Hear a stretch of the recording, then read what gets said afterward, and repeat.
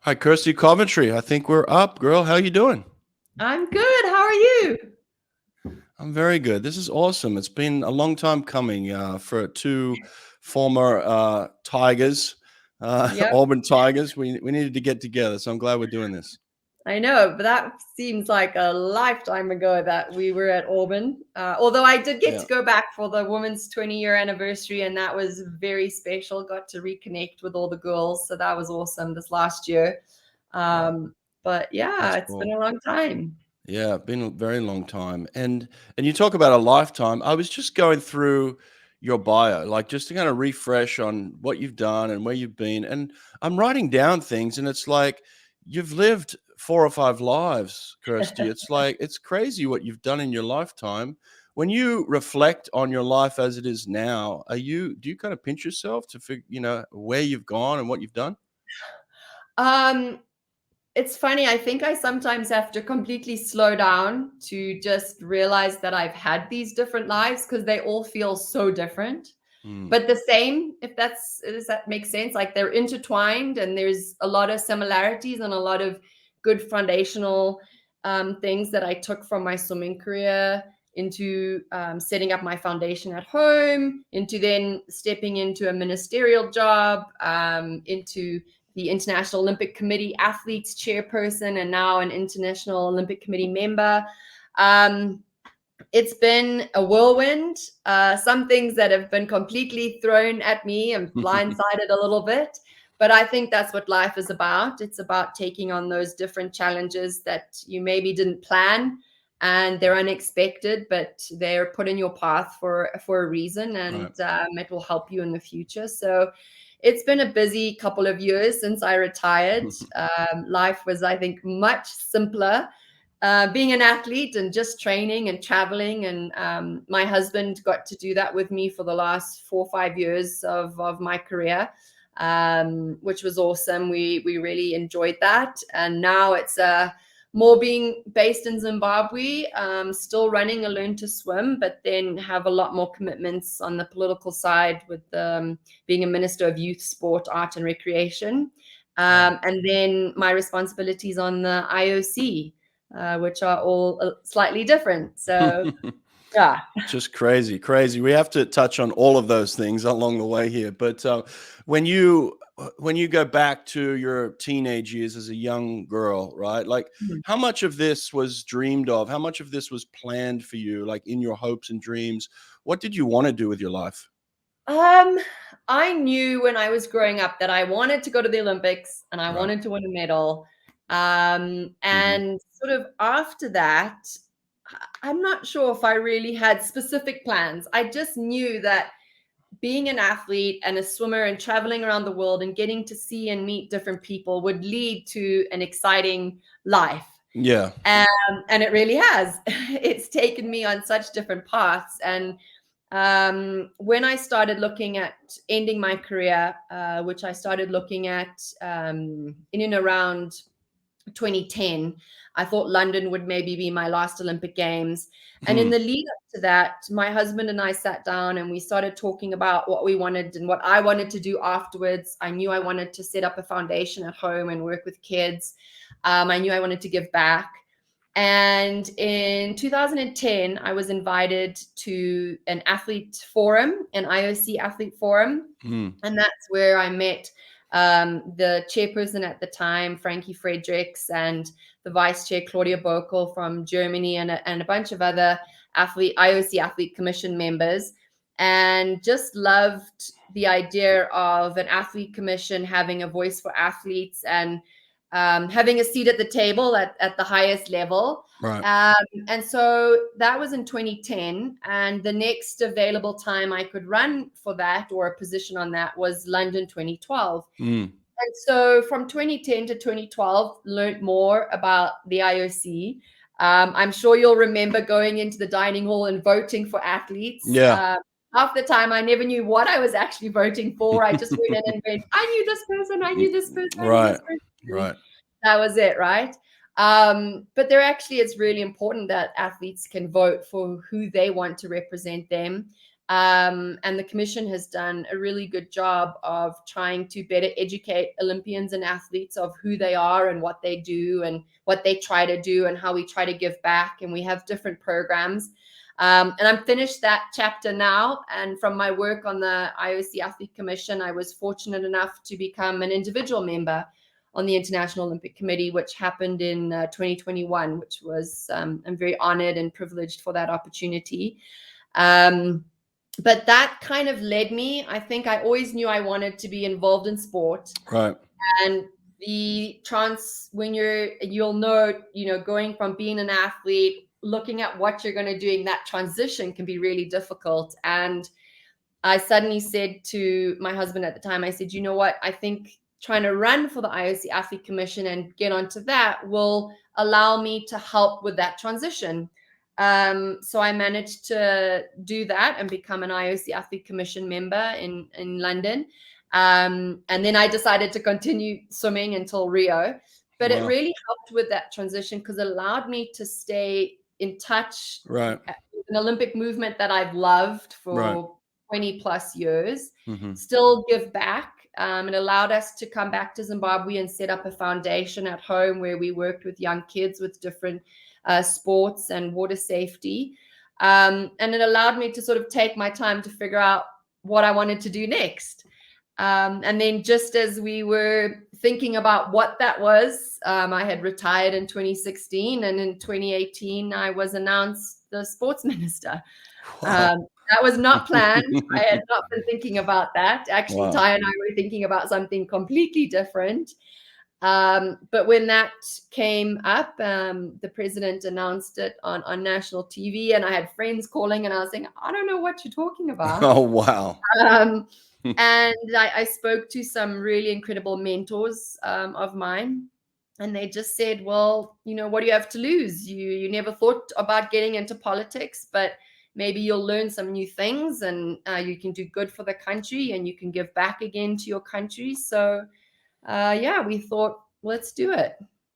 You're the most decorated African swimmer in history. So I feel like you gave a lot to your country already. But I mean, finding out on national TV that you're now a minister is pretty wild. And then I guess jumping in and figuring out how to do it. Just crazy. Yeah, that was my first question. I was like, what does a minister do? I don't remember being super close with any of the ministers when I was coming up in my swimming career. So it was jump in the deep end, I guess. But it's been a very interesting road, and I've learned so many things. And I think better understanding and navigating global politics, which is something I've always been interested in, has been super helpful being in this position. Kirsty, tell us about Zimbabwe for those people that don't know much about your country. Where exactly is it? Tell us about its customs, its traditions, that sort of thing. Yeah, so Zimbabwe is in Southern Africa, right above South Africa, next to Mozambique and Zambia and Botswana on the other side. It's a beautiful country. I'm super biased, but we have the best wildlife in the world. We have the Great Victoria Falls. The people of Zimbabwe are just always happy, and hopefully one day you can come visit, Brett. It would be an honor to have a group of us all come back and give back to the swimming community here. Yeah. But it's really wonderful. I mean, I think it's hard to sort of pick one or two small pieces of really what makes Zimbabwe. But I think if I had to pick, it would be the people. And you'll better understand that if you've been here or if you come to Zimbabwe, because people are just happy and smiling and work very hard. Our work ethic is, I think, second to none. And food-wise, we love what we call nyama, our meat. So meat and potatoes and salad, very similar to Australia. Obviously, we were a British colony, so very high influence in that way. Very simple foods, not a lot of spices, your sort of salt and pepper, but very clean. We grow pretty much all of our own food with our agriculture here. So, and we're very much non-GMO. You're not allowed to grow too much of that here. Very clean and healthy, and Yeah, it's a beautiful country to grow up in. Obviously, grew up and then moved to the States when I got a scholarship to Auburn. But my parents have always been here. My grandparents, my great grandparents, and it's just a country I'm super proud to call home. What about how you grew up? Like, obviously, where you've gone now, you came to America, you got a scholarship to swim, and you did incredibly well. Obviously, you go on to the IOC, you go on to be a minister. But like, tell us about before all that. How did you actually grow up in Zimbabwe? So I grew up, probably I would say, maybe similar to how you grew up in Australia. I think there's a lot of similarities. Mm, But I grew up, I have a sister, a younger sister, okay. and her and I grew up, both my mom and dad were working parents, very sort of middle class home, nothing fancy. Mom and dad worked extremely hard Mm, to put us through school and to put me through university. So thank goodness for David and Kim believing in me and giving me that scholarship, because my life would have been very different if I hadn't been able to get that scholarship. But just a very close family. yeah. We always had family lunches, and my mom is one of three. My dad was one of three, and my grand and grandpa were one of five. So big Right. extended family, huge big Christmases, and we always just took the time to ensure that we had very close family time on weekends. Weeks are always busy with school. It was wake up, go to some track practice, come home, go to school, um, go to some practice after school, get home, do homework, go to bed. So yeah, that was pretty much it. But a very sporty family. We grew up playing lots of sport. A Right. close family. Yeah. As you speak, and I was going to say this about you because I know you. You come across as very kind of unassuming, like in the way of you wouldn't think of you as somebody that is a dominant figure in the world of sport, like somebody that is just. But there's a. I mean, you talk about the wildlife in Africa. It seems like there's a lion in you, like a lioness. It's like that you come across as very meek and mild, but there is a lioness inside of you. When did you first discover that person? I would say my family probably discovered that when I was quite young, when I would hate to lose even Mm. card games. Oh, I've okay. always been very competitive. I was born in September, so I'm a Virgo, so I'm a perfectionist. I like things done properly. Um, but I think the competitiveness is definitely amongst the majority of my family. I think I'm the Mm. highest. And yeah, that came out at a very early age. But I was also taught from a very early age that you can remain super grounded, Mm. and you can do that by having good family and friends around you that see you for who you are and not what you've done. And that allows you to stay grounded and true to who you are. And as you said, sort of unassuming. Mm. I think that's probably one of my strengths, actually. I think a lot of people count me out and have counted me out of a lot of Right. things in the Right. past, even when I was swimming and when I first got to university. Like, oh, who's this young girl from Mm. Zimbabwe? Mm. um and I think that's part of what drives me, is it's the drive to want to prove people wrong, and show them that Zimbabweans and Africans are just as good as anywhere else, and we have just as much value, but we can stay grounded and normal and more human. Yeah.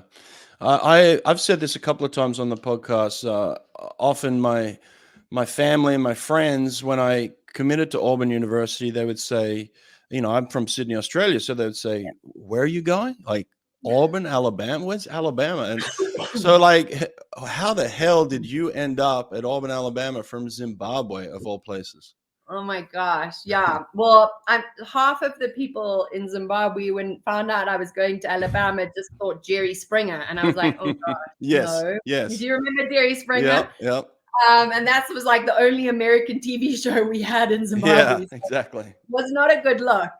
Um, but no, I had a couple older swimmers, Glenn Warshaw, Teresa Moody, a few others that had gone over to the States, Zimbabwean swimmers. Some had gone to Alabama University, LSU, and Florida, FSU. Mm-hmm. And so I knew and they would always then come home over the summer and like train with us and get to hear their stories. And I realized that as I was getting older, a lot of my swimmers my age were focusing more on school or other sports. So they would stop swimming and I was sort of training by myself. And I realized if I really wanted to commit to swimming, I needed to look at going to the States. It was going to be the only way. And so started looking and speaking to some of the universities that my other Zimbabwean swimmers had gone to, and was in South Africa, swimming at South African Nationals. I just qualified for my first Olympic Games for Sydney. And Tim Shed, do you know Tim? Yeah, I remember him, yeah. Yeah, Tim was living in Cape Town and he was in Durban watching South Africa, the South African champs. And he came up to me and said, "Are you looking?" I said, "Yep, I'm looking at these." He said, No, you have to look at Auburn. I'm sending you David and Kim's emails and da-da-da. And so we started talking to Kim and David. And a few months later, Kim came out to visit. And yeah, that was it. I fell in love with them. I got to obviously meet both of them in Sydney. And then I think Kim came after that, or maybe she came just before. But yeah, I just fell in love with both of them and what they were trying to do with the women's team at that point. At that point, you guys had already won championships. Yeah. And David's vision. And I knew that I'd always wanted to go to a school where I wasn't going to be the best. So having people like Maggie Bowen and others that were going to be there, Demaray and Heather Christian, that's so the group that I was going to go in 2000 after the Sydney Games. I ended up going a year later. But yeah, that was sort of how I ended up in Alabama at our plane. Yeah, I guess that's how it happens. Someone puts you in David's lap and off you go, So the thing I loved about David was he allowed his coaches to coach and he allowed his athletes to form relationships with the other coaches. And you obviously formed a very strong bond with Kim, and she ended up going on to be your coach for many years throughout your career. So what was it about Kim that you really clicked with? I don't know. I just felt comfortable with her. And I think it was also because she came to Zimbabwe. She met my grandparents. She met my mom and dad. She saw where I lived. So she had a greater understanding. I remember planning for Kim to come to Zimbabwe. And I still tease David to this day because he says, no, she can just spend the night with Tim in Cape Town and drive up to you the next day. And I'm like, David, do you realize that is like a 72-hour drive straight with no potty breaks? Like typical David. And he was like, "Really, is that far?" I'm like, "Yes, Africa is quite big, actually. On a map, we might look small, but actually, we're quite fast." Nice. But I think Kim coming, her and Steve had just got married, and so she came straight from her honeymoon.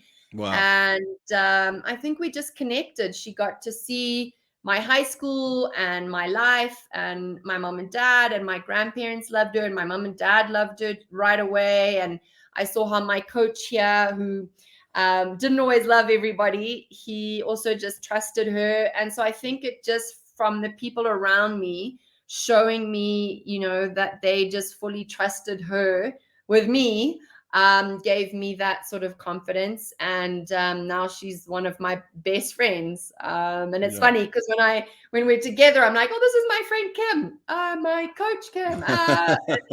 We sort of like transition. Yeah. No, we have a very special relationship, and it's because there's hard times at college, especially when you're so far away from home and there's no family. Even though it is like a family, you still miss that. And so Kim became that person for me and got me through some difficult times. And when suddenly you get an F on a class and you can't travel or you can't train, and she walked me through all those things. So it was I owe a lot to her.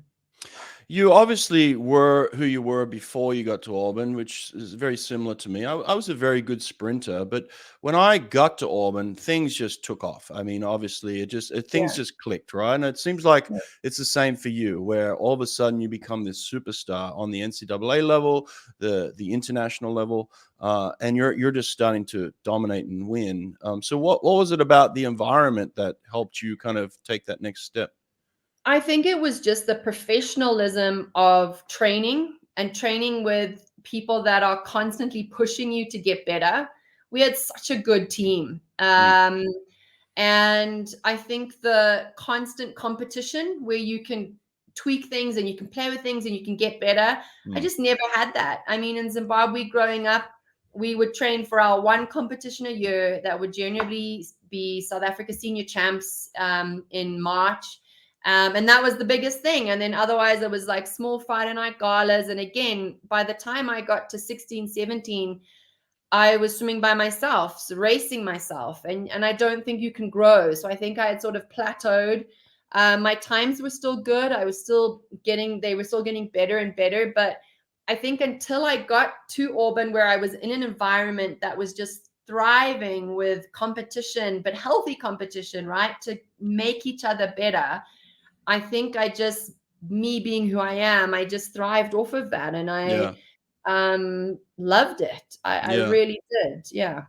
Yeah, one of those people you came in with was Margaret Holzer, who I had Yeah. on the podcast a few weeks ago. We had an incredible Okay. podcast together, and she was talking about your relationship, how you made each other better as well. And so Yeah. it's incredible that you come in with someone like that as a freshman, young woman, and then later on in life, you both go on to go 1-2 at the Olympic Games. I mean, Yeah. that's crazy, isn't it? I know it's so crazy, but it's also so awesome that we got to do it together. And it was like day in and day out. She would make me better. I would make her better. We roomed together. We lived together. I mean, some people were like, "What? Mm. You roomed with your biggest competitor?" I'm like, "Yeah, yeah." Mm. But I don't see, at that point, Mm. you don't see anything wrong with it. You're like, "Yeah, well, I don't get it. What's wrong?" And so it was a very unique I think time. And I think Margaret's been asked this question a lot. I think also at the time from even the US media, who was like, "Oh, but we were sort of training the enemy type thing." And she's like, "Well, no, Kirsty didn't have any of this in Zimbabwe. She doesn't have an Mm. indoor pool. It wouldn't have been a level platform. And at the end of the day, if you want to be the best, you have to try beat those who are the best of the world." And so I think Margaret and I always had that very good mutual respect for each other and for each other's talents, and then both of us used that to help us get better, which I think Yeah. was awesome. Yeah. I mean, you said Sydney was your first experience at the Olympics. What did Yeah. you learn from Sydney that helped you go on to Athens to eventually win the gold medal in the 200 backstroke? Oh man. So I think Sydney for me, it just kind of lit that Olympic flame, Right. and even though I swam the first day, I went to every single opening ceremony because I had to see that flame. And Really? until that flame got lit, the Olympics felt like a world championship. So Mm, Tim and I would go, and whenever I could sit down, she'd make me sit down. mm, But it ignited, I think, something inside of me that just made me feel that it was special. And I think Sydney sort of was the first time that it did that. Getting to see such incredible athletes and watching them compete, and then at the end hug and embrace and get on that podium and seeing those emotions, it was just something that I knew I wanted to do. So yeah, Sydney, I came 12th in the 100 back, and then in Athens, I got a silver in the 100 back. yeah. Yeah, Yeah. yeah, So that's incredible. So it was the 100 back wasn't necessarily, I wouldn't say it was your primary event up front, was it? Like no. why did you have Well, success in the 100? when I got to Auburn, I had only swum the 200 back once because I hated Oh, it. okay. I hated it. And before I left Zimbabwe, my coach, Mr. Matheson, said, "Please just swim the 200 back at our nationals because you will definitely break the record, and let's just do it. So I was like, oh, okay. And I did it, and I swam a really fast time. And when I got to the States, Kim and David were like, well, we have enough 100 backstrokers. We have Jenny Anderson. We have Margaret Holzer. You're going over to the 200, and we're putting you into the 400 IM. And I was like, I'm sorry, what? No. And they were like, yes, that's what you're going to do. That's what the team needs. And I'm like, no. The team does not need me to swim a 400 IM. I'm here to swim 100 back. Wow. Anyway, I got over that quickly. And the 100 back, I swam it my freshman year and then never really swam it again. Wow. I mean, because we then had so many good backstrokers, and I predominantly then switched to the 400 IM, 200 IM, and 200 back at NCAAs, and only at international events would swim the 100. What did you come in the 200 back in Athens? No, I won that. Yeah, that's what I'm saying. Yeah. Okay, like you confused me for a minute there. Yeah. Oh, so the 100 back was the first day, though. The 100 back was my first medal. Right. And I swam so badly in the heats of the 100 back that I just slid into the final. I was in lane 1. And I was like, oh man, this is terrible. And then I got the silver, but then got the gold in the 200 back, which was the last event of the meet for me. Oh wow. So tell me this then, because I dreamed of winning a gold medal at the Olympics, and I had the opportunity. I was standing behind the block in lane 5 for the final, and I looked down the pool in Athens where you were on the opposite side because I was the 50. But I was looking down the pool and I was thinking to myself, what it would be like to win the gold medal. You actually did it. So like, what's the difference between standing behind the blocks and thinking that you want to do it and then actually going and executing it? So in Athens, Kim and I, training up for Athens, we never once spoke about medals.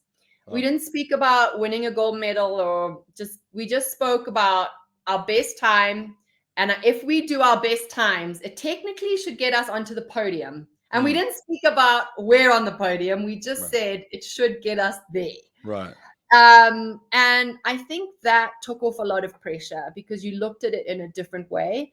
And we had such a good training environment and lead up into 2004. Coming off of the season with NCAAs, that in of itself just gets you, so ready. And that summer, we just focused on going best times, hitting splits. And like I said, that first swim, that 100 back heat was awful. And she's like, well, you can't get any worse. I'm like, yeah, you're right. So we just looked at things in a very different way. And I think that's why we were able to be so successful in Athens. So you think you're somewhat surprised by winning the gold at that meet? I don't think we were necessarily. I think there was a little bit of surprise because we were like, holy crap, we just did this. I think we both knew that we wanted to do it, but both of us were too scared to put that much pressure on ourselves. Now, 2008 was very different. We spoke very clearly about winning gold and and my what I didn't verbalize well to Kim is I wanted 4 golds. I wanted a gold in the 100, 200 back and the 200, 400 IM. And we only got 1 of the 4, and then we got 3 silvers, which was the most frustrating thing ever to Steph. I love Steph, but she got the golds in the 200 and 400 by splits, if you remember. And then if I had actually swum like I swam in the semi-final of the 100 back, I would have won the final because my world record in the semi-final of the 100 back still remained intact after the final. But I just swam like a doofus and overspun the first 25 and died in the last 25. And so then had the 200 back being the last event to sort of make my comeback. But there was a lot of pressure. We put a lot of pressure, and I put a lot of pressure on myself in that because I think we were talking about the gold, the gold with the world record. And I think that was the big difference. In 2004, we could take those hits and blows. In 2008, it took me a little longer to sort of come back each time. I was very down. I mean, walking away from 2008 with 3 silver and a gold, I was like, we failed. We just need to What? retire. Yeah, it was What? bad. I was so hard on myself. Oh, And Kim was wow. like, "What are you talking about?" I was like, "Nope, it wasn't for gold." So that, Wow. and only now you look back at it and you're like, "What the hell? What were you?" Yeah. Yeah, Because yeah. time where you've put so much and you've sort of built up that this is what's going to happen and this is and then you're reminded and humbled that sport is anyone's day, it's anyone's game. Yeah. And now I'm super proud of what I did, but at the time it was I was not happy after 2008. Yeah, it was tough. It's uncomfortable to be around an athlete like that who has those sort of standards, right? Like crazy Yeah, standards. You think to yourself, as a normal person who maybe even yeah, Kim just by your side, like wants to slap you, like, what are you yeah. doing? Like, come Oh, on. she did. She did. She like sat me down and she was like, "You need to pull your shit together." And I Yeah, don't know if yeah. you're allowed to swear on Yeah, here, but yeah, she's yeah. like, "You need what the is Yeah, going on? This is yeah, ridiculous. You have yeah, 5 more minutes of sulking and then get your head out of your ass because you're yeah. gonna win this next one." And I'm like, "Okay."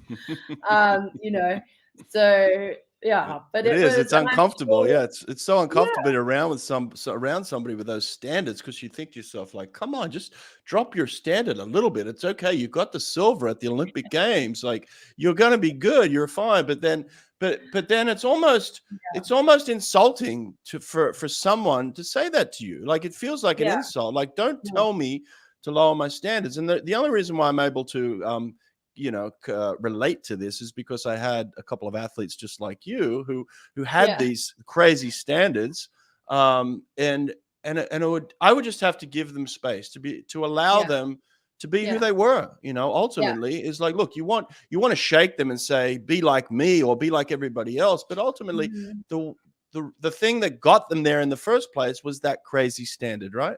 yeah. And Kim was, that's why she was the best person for me. And I think when you asked me the question earlier, like why Kim, I think Kim and I sort of gravitated, Margaret and David gravitated. And because we were both so competitive at the same events, on the same team, in the Mm, same year, we both needed separate people. We couldn't have the same hmm. people. Right. And, Kim was always that person for me. She allowed me to be like that and Hmm. be slightly crazy. Hmm. Um, and yeah, but I think if when you talk to Kim and you talk to me, I think there's things that we both would have done differently leading up into 2008. I definitely would have verbalized to her, this is my goal, because we definitely spoke about it in the 200 back. But when it came to the other events, I didn't verbalize to her, no, I want to win.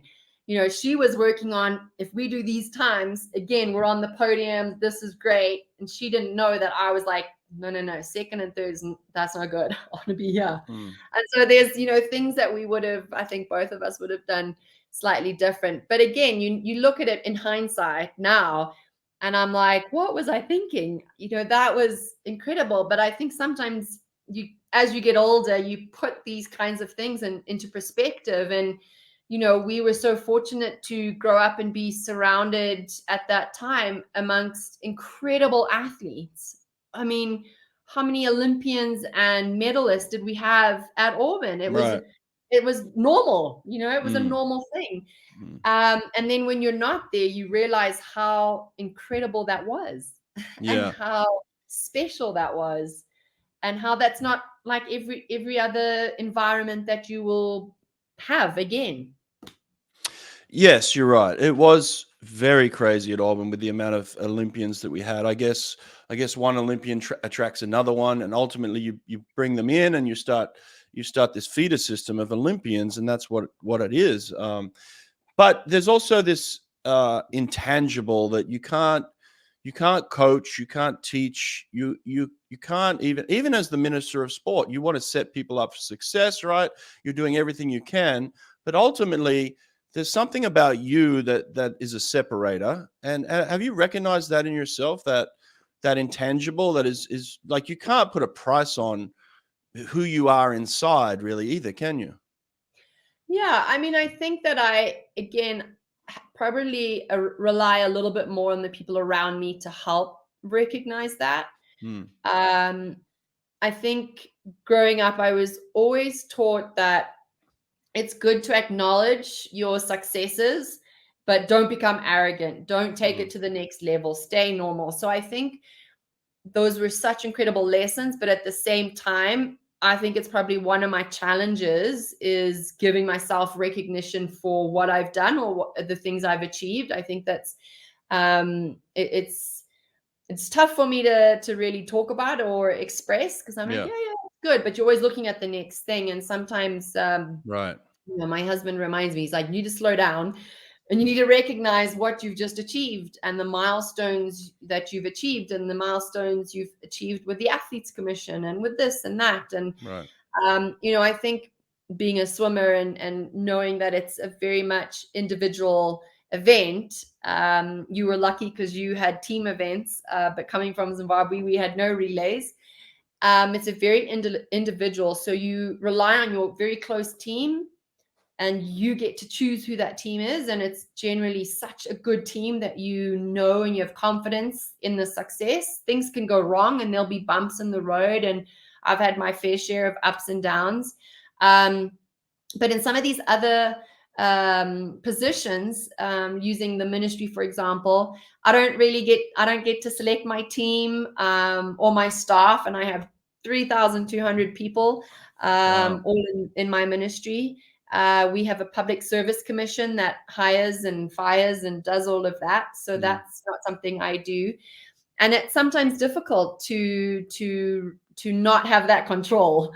I'm very much a control freak. I like to sort of know what's going on, but I do one thing that I learned probably specifically from David is allowing people to embark on their own journeys, give them space to develop and grow. And that's also what you need to do as a leader. You have to allow for people to evolve and sort of flower at their own rates and times, and give them space to feel empowered to do that.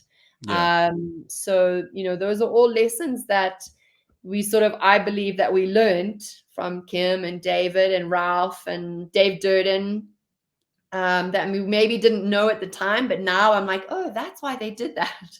It sort of clicked as a leader in my different portfolios. And one of the other things I wanted to touch on, because I think it's a point of interest for a lot of people that are listening, is this, this idea of becoming a national champion in a team, right? At Auburn University, you won a few national championships. So if somebody's listening to this and they want to take their team to that level where they can compete for a national championship, other than just having the horses, the athletes that can perform, what are the functions of a winning NCAA team, throughout the season?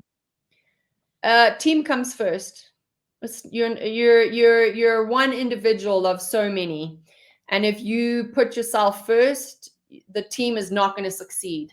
And I learned that very early on in my career, because I came from being from a small club, always being the best, sort of a big fish in a small pond, to now being a small fish in a big pond, and having to do relays and having to do all these other things that I had not ever done before. And I was so grateful for them, but it was also hard to be like, well, why would I swim the 400 IM where I'm going to come like sixth when I could win the 100 back? Like, that's not good for me, but it's good for the team because we already have 4 people that can win the 100 back. Right. We need extra points in the 400. So team comes first. And you've got to think about that throughout the entire season. It can't just be at SECs or at NCAAs. It's throughout the whole season. And I think that's what I loved about Auburn is, going through PK's workouts and all the fun things we did there. It was drilled into you. The team comes first. And I think that's a really important lesson that you will carry with you for the rest of your time, because, life after school and after sport, you will have to, in order to be successful, you will have to work with other people that may have a different ethos or may work differently. And you've got to figure out how to work together. And I think that was the biggest and best thing that any team could do. I'd imagine you'd see a little bit of that the team concept and working together in the IOC now, right? Like as an Mm. IOC member, you've got people from all over the world with obviously different opinions and ways that they want to do things, and then looking at their own countries and trying to get favoritism for their country. So it's like, how does the IOC take that concept now that you're in it and actually do that? Yeah. No, I mean, I think it's very similar, very similar, because I think at the end of the day, on a team, and you'll know from being at Auburn, it was the team winning an NCAA. There was always a common goal. Right. And if we do this, it will allow all of us to get better. And that is what I see in the IOC. Yes, we all come from different countries all around the world, but the goal is always to be able to create the best platform for an Olympic Games to be held, for athletes to come from around the world and walk into a village and just compete and not to worry about the venues or the transport or the food or anything else. And because we all have that same goal of what we're wanting to achieve, it makes it easier to better understand and have more patience to listen to each other. And I think that is what makes also the IOC very unique in order to be able to do that, because we do have that mutual respect for each other. We have that complete admiration for athletes and for sport and what it can do for humanity, and how it can show leadership and how it can create so many different opportunities for young people around the world. All those common themes kind of bind us together and drive us forward. How do you go from the athletes commission, and I guess there's different levels in the IOC, and I'm not exactly sure what they are, so explain them to me. So like, obviously you come in, you get voted by the athletes, and you represent them on the athletes commission for a period of time. How then do you go on to become an IOC member, and then what are the different levels within the IOC? Yeah, so there's obviously all different ways.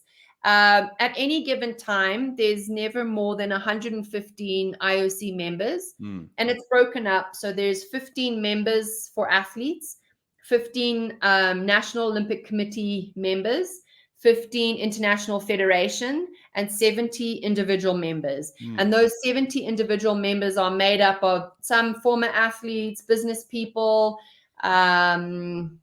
some royalty, we have, and then some former heads of state, and different business people who have done super well and who give back to sport.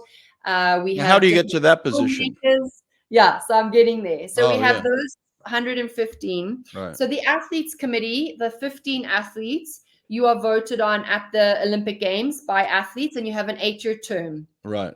The NOC president and the NOC spots, the 15 NOC spots and the International Federation spots, you come up through those routes. And you have your term on the IOC is linked to your term of those positions. So let's just say the president of the Australian Olympic Committee becomes a member, and that was John Coates. I'm sure you know John. Yep. So he, from his position, became a member of the International Olympic Committee. He's now an individual member, but he originally started as a member of a National Olympic Committee.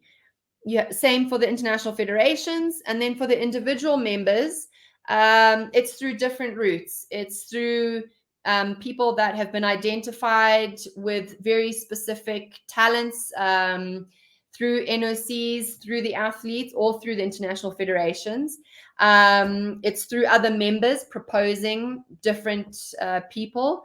It's also through sitting down with sort of headhunters and saying, right, we need someone that can help us with broadcasting and this, or marketing or finance, and we put a sort of feel out. So there's quite a number of ways in which you can become. And then you apply. It goes through a full commission and sort of background checks and things. And it goes all the way up to the executive board and the president. And then they put you forward to the membership, the IOC, as a candidate, and the membership either say yes or no. So that's how it all works. Wow. Yeah. What about this? What about the evolving state of the Olympic movement, right? Like obviously it evolves over many different Yeah. Olympiads. So like Yeah. in terms of where we are today, are there things that you are seeing that are different from maybe when you're in Sydney and Athens and Beijing? You know, you're Yeah. behind the scenes now. So like how is the Olympic Committee looking at progressing into the future? You know Yeah. what I mean? So I think there's two parts. Like one, you've got your membership, but we Right. also have a headquarters in Lausanne of about 800 staff, Mm, incredible people. So we have a director general, we have directors, we have executive directors of games, of sport, of athletes, um, and of NOC relations, of Olympic solidarity. And all of these people are the people who are working day to day mm, on the way in which the executive board and the membership are guiding the movement. I think that's the best way. And I think now, having had the opportunity to come on as an athlete commission member and understanding the games so much more, I don't think that, like you said, you don't really know how all of it works. We see it, and as athletes we arrive at the games, but there's so much work that goes into getting a games up and running. And we have an incredible staff and team in Lausanne who just love the Olympic Games. They love sport, and they love what they do, working day to day to ensure that the next Olympic Games happens. mm. And so I think I've just had a very unique opportunity in being able to better understand that whole clog and how that works and how all the pieces fit. I think some of the biggest things that we're seeing challenging the movement is being more sustainable, Right. use of venues, not having any venues being specifically built and then never being used, and being really aware of what the games. Yes, we know that it can bring good things to a community, but is that what the community needs? So having more awareness of ourselves and what we're asking, and the IOC has done an incredible job under the leadership of Thomas Bach, our president, to ensure that we've looked at all of these different programs and these different things and how we did things. One of the biggest changes is how we get to host cities. There used to be a big bid process, and now Right. that's completely gone because it was very costly and it took time, and Mm, it was not sustainable. And now it's very much a conversation. And can you do this? Do you have this? Is this part of your plan as a country, or as in Brisbane's case for 2032? Is it a plan for the region? Is it growing in that way? And that, I think, has been one of the very good things that I've seen the movement adapt and change, so that we can be there and have longevity. wow, I love it. I like how you just kind of snapped into kind of this IOC voice and like persona. You know, I have like to switch hats a lot, I so could I'm like, feel I could feel it straight but away. I love I love what I do with the IOC. It's Yeah, it just feels so natural, from my swimming career. It's yeah, for sure. yeah. It fits you very well, and I think Thank you. they're very privileged to have you on board. Now, tell me this: how do they select new sports to come into each Olympic Games? And then another question, because I am kind of a little biased, I want the 50s of strokes to come into the Olympics. Is that ever going to be a possibility? Oh my gosh. I think I might plead the fifth on that one because no, but new sport. We have a sport commission. So essentially, what happens is the IOC, with our membership, are then broken down into different commissions. You have the marketing commission, obviously the Mm, athlete commission. You have the sports program commission. You have different working groups underneath that. You have the coordination commissions for the upcoming games. And each of those commissions looks at those specific projects. So with our sports program commission, they are looking at sports, the original sort of sports and the 28 sports in summer, what that looks like, how they're doing, blah, blah. And then we have what we've just started doing is asking host countries, because sometimes host countries have very popular sports at home and in the region, Yeah. but not necessarily globally, where it would be a good opportunity for them to look. And we saw this in Tokyo, where 5 new sports came in, and some of those sports will be the same for Paris. It's yet to be decided for LA, but pretty similar. And then there's just a different process. The international federations work with the sport department of the IOC and the sports program, which falls under the sports department. And they all work together to sort of look at, there's always very simple things that we would look at is the global reach, the global impact, gender, if it's being played both by men and women equally across the world. Do people have easy access to it? Right. And then comes the separate side of it, aside from the athlete side, more your governance side, your good governance. What does that look like? Your structures, how are you funded?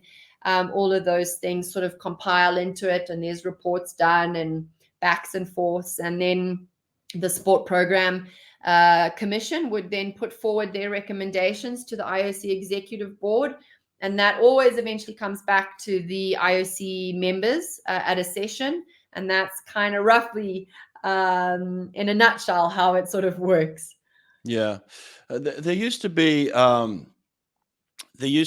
this idea around the IOC that that there's a lot of, let me say this. I'm trying to figure out a way to say this properly, but there's a lot at stake, right? When it comes to hosting an Olympics and being an Olympic, host nation, things like that. So how does the IOC keep checks and balances for someone like you, for someone who is a voted in affiliate, right? Someone that represents the IOC, and people are coming to you for votes and things like that. So how do you keep your checks and balances? So we have an ethics commission, which is actually run right now, chaired by very, very good people who are separate. They're not IOC members. So there's that separation. Right. But we have the IOC charter that we all should abide by, and hopefully are abiding by. There's checks and balances because of the different commissions you on and the departments that you're working with. There's checks and balances in those ways. Right. But no, I mean, there are just, especially with social media today, Yes. if there's anything negative put up on the media, the ethics commissioner on the phone, what's happening? What's this? Someone said this, da, da, da. Right. So I do believe that in that regard, and I know the IOC in the past, in and around Salt Lake City and stuff, there was huge changes where I think over half the membership, if I'm correct, was almost asked to leave. And actually our oldest member, Richard Pound, he just finished up a few weeks ago in December. And he was one of the great leaders of the IOC who was able to help with that. And, he wasn't well liked at the time, but he did what was right and really changed the organization. And I think the members that are there now and even the president are grateful for people like him who did that, who stood up and said, this is wrong and we need to put these checks and balances in place, and we need to abide by this. And I think from what I've heard, because I wasn't around at that time, to where we are now, we've come such a huge way, and there's many different checks and balances to ensure that the members are behaving appropriately in their private lives as well as their roles and responsibilities within the IOC. And I think that is not done across all organizations, all international federations, which should be done. That's good. Is this a full-time role? Is this a paid position or volunteer? What is this exactly? No? So it's a volunteer position. Oh, wow. But yeah, I'm pretty busy at the moment. I am chair of the Brisbane 2032 Commission. So I'll be back in Brisbane this year. And I'm chair of the Dakar 2026 Youth Olympic Games. So the Olympic Games coming to Africa for the first time, which I'm very proud of. Kirsty, you got bills to pay too, You can't be volunteering for all these things. At some point, you got to pay some bills. I know, but I love it. I think, and it's super rewarding to to Yeah. see programs come at the end. And, you know, it doesn't cost us anything. So members your air tickets are covered, your accommodation is right. covered, your Right. expenses are covered. So while it's not a paid position, it's not, you know, it doesn't cost you money, just time really. So What I make sure I give of my time. What about the presidency? Is that a different situation? Is that a paid position? And how does one become president of the IOC? Yeah, so the presidency, I have to go back and think now. I think he gets an allotted amount, but that's a full-time job. The president has to be in Switzerland, goes into the office daily and oversees. So members are very different to that. So we have our different responsibilities, which are spread amongst all 115 of us, or, you know, we're not generally at 115. We're just a little less because we have people coming in and going out. And but the president is based in Lausanne, and he works in his office and oversees everything. And Yeah. Okay. and then to get there, it's by the membership vote. They vote for the presidency. Does that happen every 4 years or every 8 years, or what's the term? So the president's term is an 8-year term, renewed once for 4 years. So President Bach is finishing his term in 2025. So he's finished his first 8 years. He came in 2013, and then he's finishing up in 2025.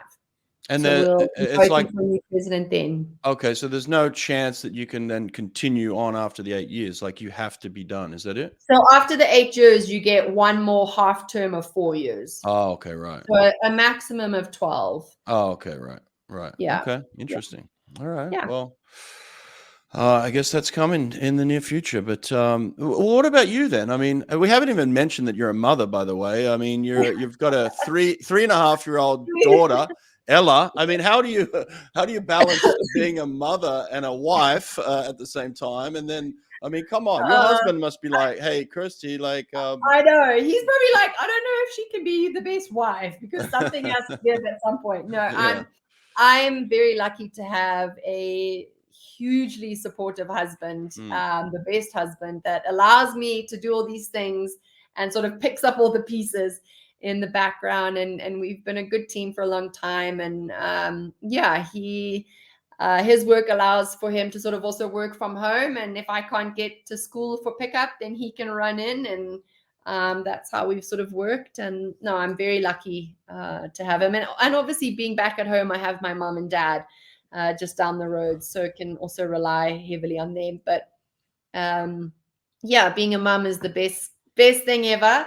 That's my most important role. And I'm actually, January is still quite a slow time for us in government and ministry. So I'm taking every advantage of dropping her off at school, picking her up, and getting to spend some extra time with her before everything starts really back up towards the end of January. And I think this year is going to be quite a busy year on all the different fronts. So I'm really taking every bit of time I can to hang out with her. Awesome. Well, listen, you're not even 40 yet. It's crazy the things that you've done in your life, and I'm not even sure where you're going in the future and what you're doing, but I'm sure it's going to be something crazy that you're going to add to the resume again and influence a lot of people in a very positive way. So, Kirsty, you're doing an incredible job. I know it's probably sometimes you want to just take 5 minutes to yourself, I'm sure, where it's like, can I just have some me time for 1 minute? You know, so but yeah, you're doing incredible work. So keep it Thanks, up, okay? man. Yeah. Thank you. Yeah. Thanks for doing this too. This has been a long time coming. I appreciate you taking the time. As Yeah, somebody no that's so problem. busy, this is awesome. So Yeah, great catching up. super happy. Thanks, Brett. All right. Take care, girl. Thanks a lot. Bye. Thanks, man. Bye.